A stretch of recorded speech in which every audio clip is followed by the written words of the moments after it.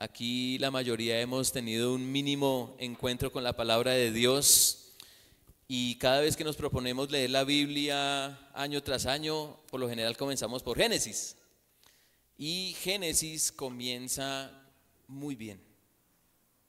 La realidad del Edén es maravillosa, un Dios todopoderoso, creando todas las cosas y creándonos a nosotros también los seres humanos, para que nosotros como seres humanos nos recreemos con Él, disfrutemos de Él, de sus bendiciones, de sus bondades, y podamos también, entre seres humanos, tener una grata y armoniosa convivencia.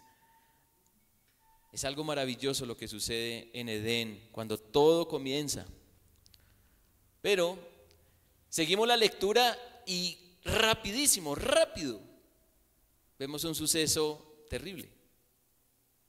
Casi que no podemos disfrutar mucho de ese despliegue de bendición que vemos al principio, porque viene la caída.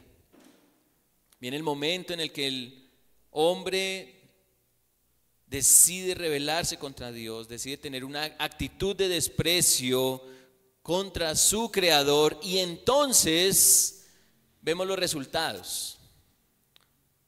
¿Qué resultados? Bueno, esa armonía que teníamos con el creador se pierde. Se dañó nuestra relación con nuestro creador. Ahora tenemos miedo de Dios. Vemos que Adán caminaba libremente en el jardín, pero después de la caída ahora se esconde y tiene miedo del Señor. Pero no solo se dañó la relación entre nosotros, los seres humanos, entre nosotros y Dios, sino también entre nosotros los seres humanos. Cuando Dios señala al hombre diciendo: ¿qué has hecho? ¿Qué es lo primero que hace el hombre? Acusa a la mujer. La mujer que me diste por compañera me dio de comer. Entonces no solo se daña la relación con nuestro Dios, sino también entre nosotros. Pero también se daña la relación con la creación. Cuando leemos Génesis capítulo 3, vemos que el Señor está decidido a castigar a la serpiente, a castigar a la mujer y a castigar al hombre, al tal punto en donde el Señor dice: maldita será la tierra por tu causa. Nuestra relación con la creación se dañó. Ya no será igual.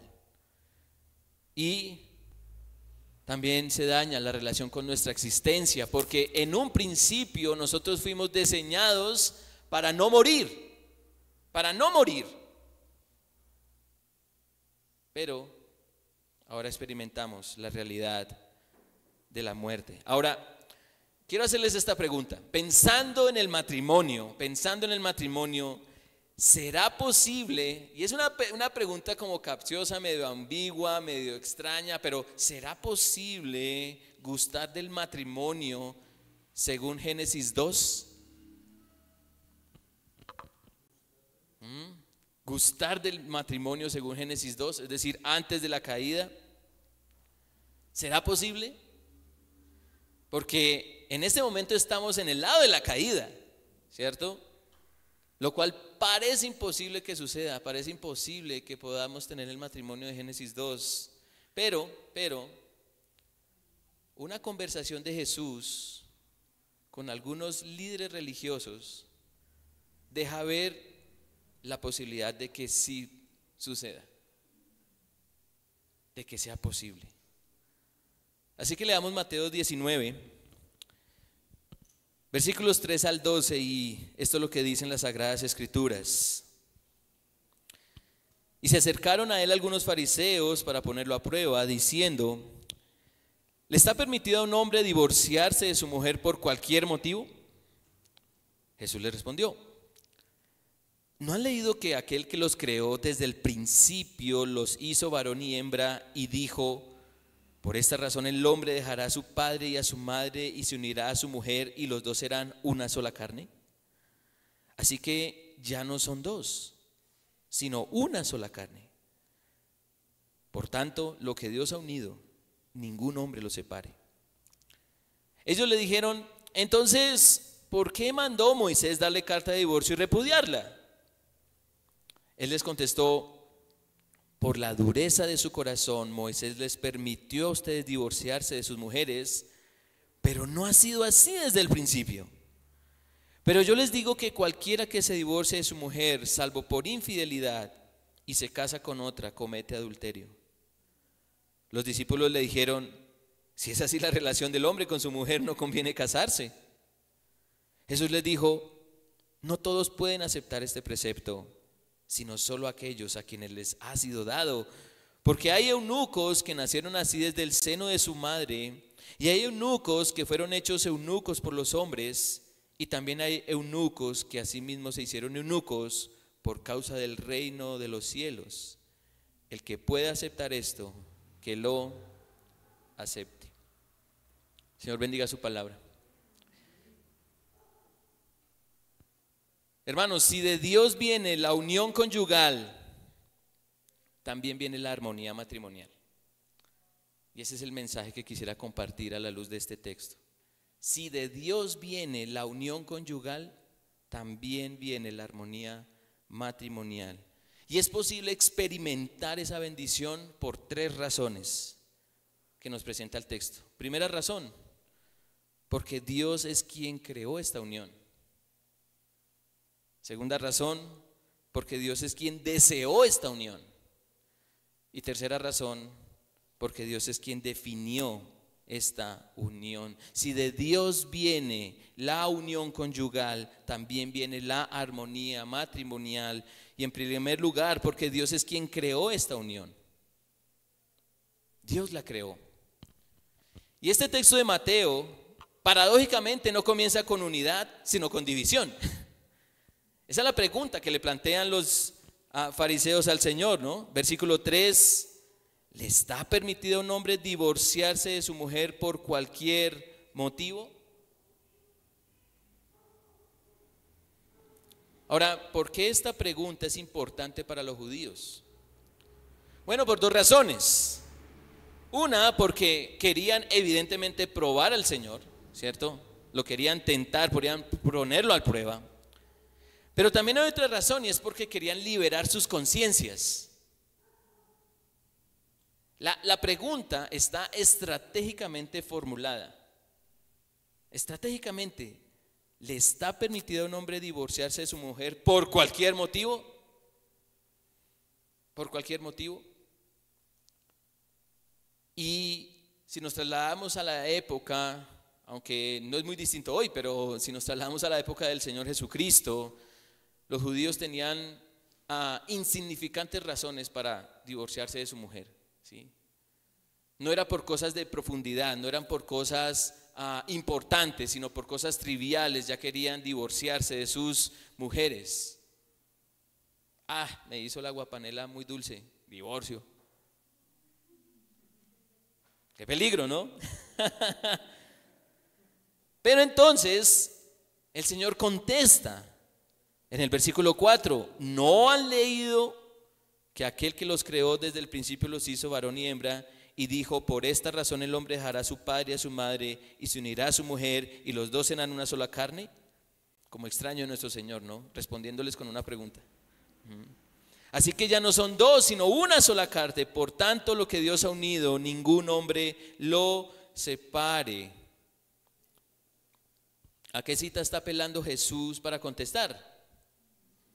Génesis 1:27, ¿cierto? Dios hizo al hombre y a la mujer conforme a su imagen, conforme a su semejanza. Y luego Génesis capítulo 2, versículo 24, ¿cierto?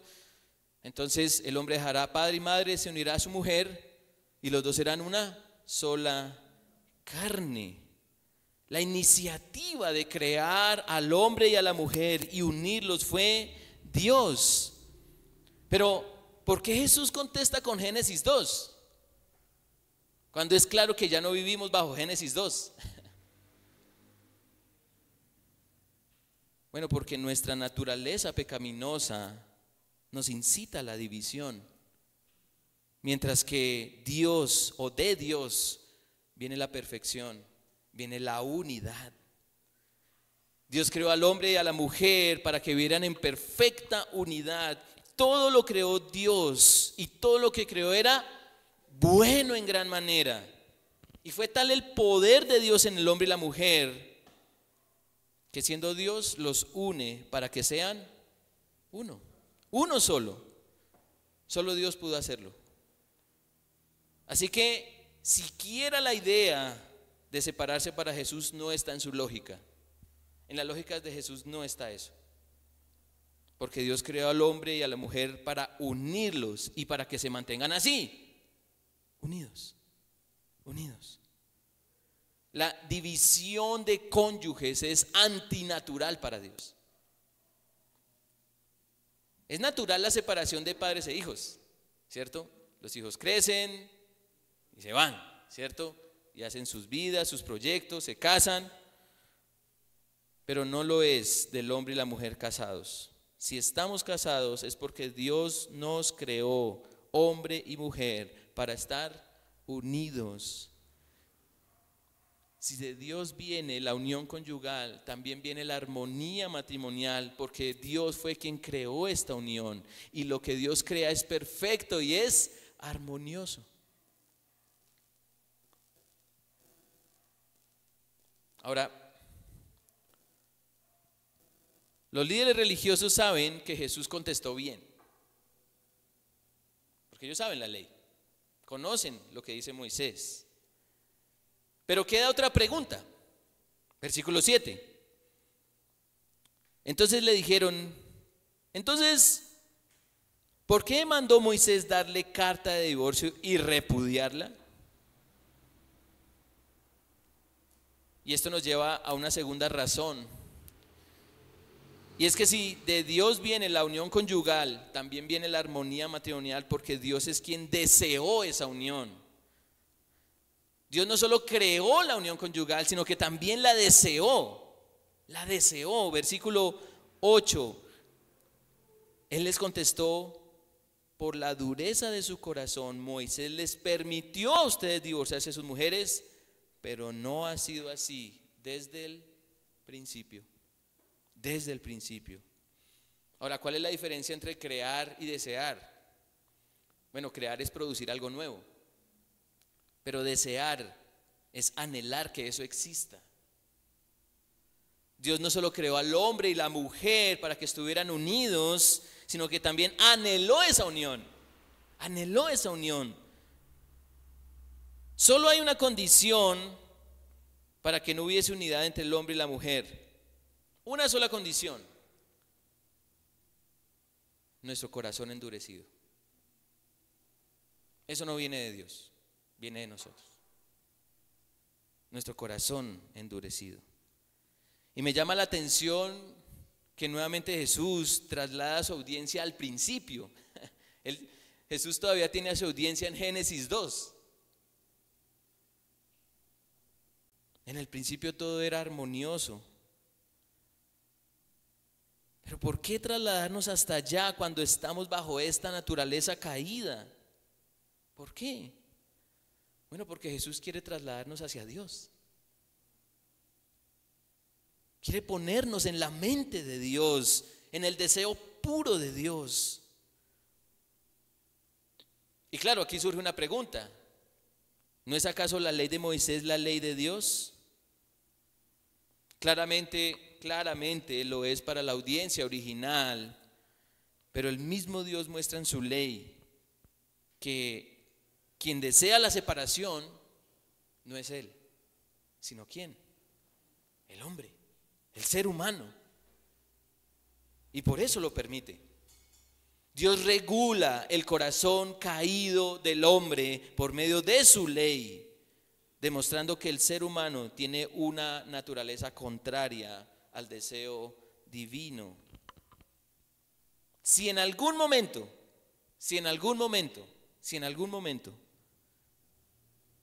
o si usted escucha a alguien decir algo como lo siguiente: si en algún momento nosotros, o ha escuchado a alguien que quiere divorciarse de su cónyuge, no es porque Dios lo quiere, es porque nosotros lo queremos. es porque nosotros lo queremos. De nuevo, no está en la naturaleza de Dios dividir el matrimonio. Es nuestra naturaleza. Si Jesús nos está trasladando al principio, hacia el principio, es porque nos está trasladando al origen de todo, que es Dios mismo. Él creó el matrimonio, Él deseó la unidad de su creación especial, el hombre y la mujer. El matrimonio está en la mente de Dios, Él es su diseñador y quien le dio propósito. Aquí los que están casados, o los que van a hablar con casados, ¿pensaste primero en Dios antes que en tu cónyuge?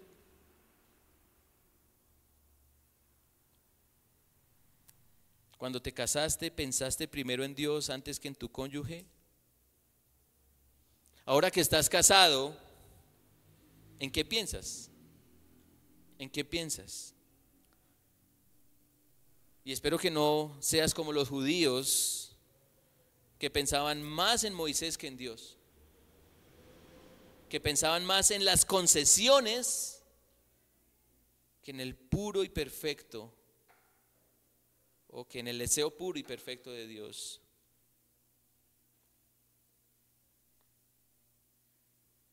En este punto Jesús nos pone en estrecho según el texto. Versículo 9, pero yo les digo que cualquiera que se divorcie de su mujer, salvo por infidelidad, y se casa con otra, comete adulterio. ¿Por qué existe el divorcio? Bueno, por dos razones. Una, porque tenemos un corazón endurecido, que tiende a la división. Y dos, porque queremos estar con otras personas. Hay quienes se divorcian para estar solos, porque no se soportan ni ellos mismos. Pero por lo general la gente se divorcia para unirse a otras personas. Y eso para Jesús es adulterio. Adulterio. Parece haber una condición para el divorcio y es la infidelidad, pero la infidelidad también es una muestra de un corazón endurecido. Pues según la Biblia, somos infieles aun cuando solamente miramos a otra persona para desearla. Y ante este panorama, ¿cuál es la conclusión a la que llegan los discípulos? Cuando el Señor Jesucristo traslada a su audiencia a Dios, a Génesis 2, ¿cuál es la conclusión de los discípulos? Versículo 10. Los discípulos le dijeron, si así es la relación del hombre con su mujer, no conviene casarse. En otras palabras, esto es imposible. Y en este lado, en Génesis 3, es una muy buena conclusión. Es una muy buena conclusión humana. ¿Por qué como seres humanos insistimos en casarnos? Aunque ahorita la gente quiere casarse menos, pero la gente se quiere casar. ¿Qué nos motiva a casarnos? ¿Qué nos motiva a unirnos a alguien? ¿El dinero? ¿El sexo? ¿La compañía? ¿No estar solo? ¿O la reputación? Porque para alguien estar casado es muy importante. ¿O una descendencia? No, yo quiero tener hijos.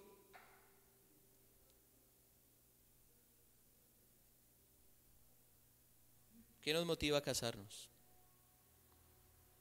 El punto es que si de Dios viene la unión conyugal, también viene la armonía matrimonial, porque fue Dios quien creó esa unión, porque también la deseó. Y con este texto desea que pongamos nuestros matrimonios en Él, no en nuestras aspiraciones, no en nuestras expectativas matrimoniales, sino que pongamos nuestros matrimonios en aquel que lo creó y lo deseó.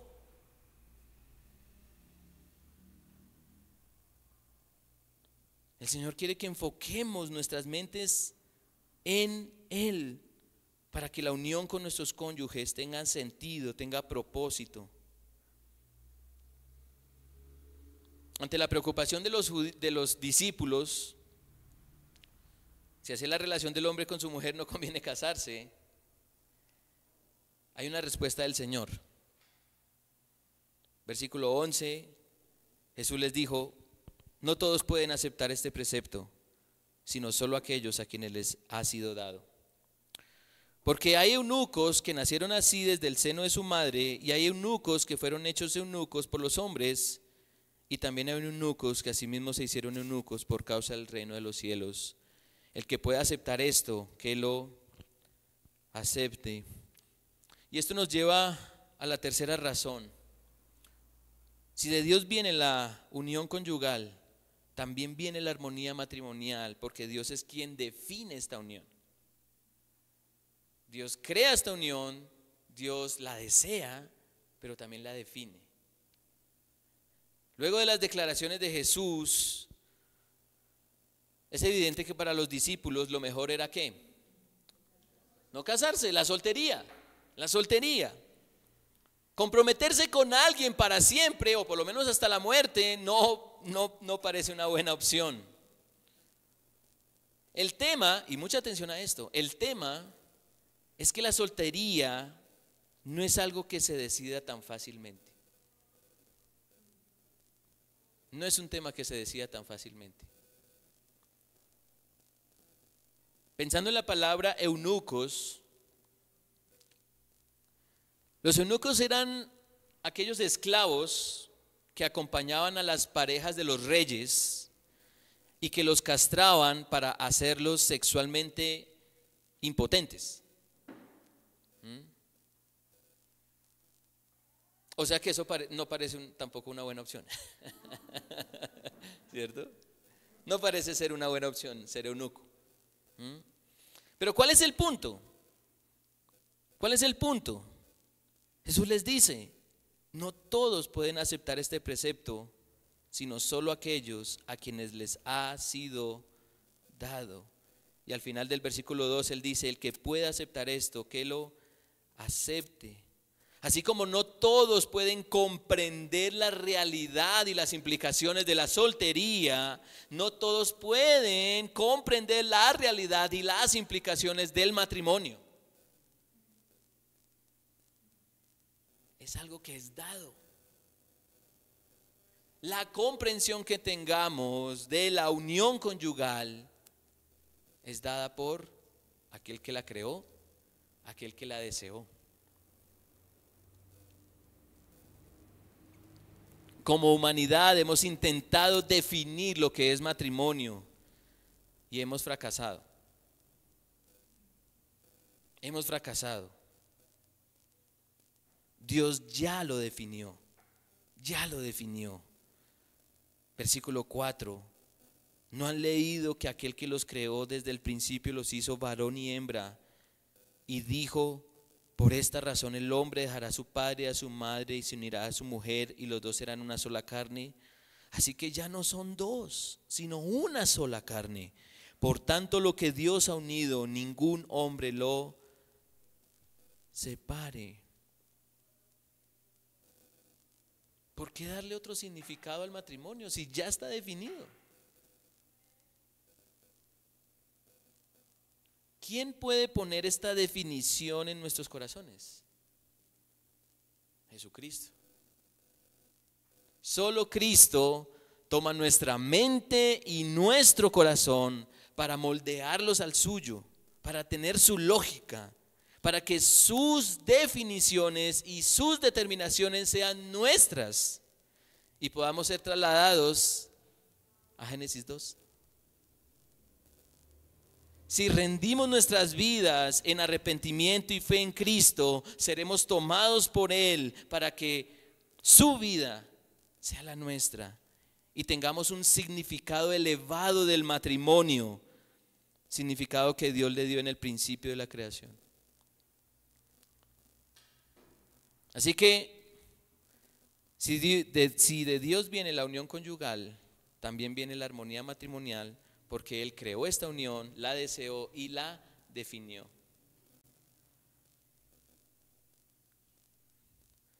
Entonces, vuelvo a hacer la pregunta. ¿Es posible que haya matrimonios según Génesis 2?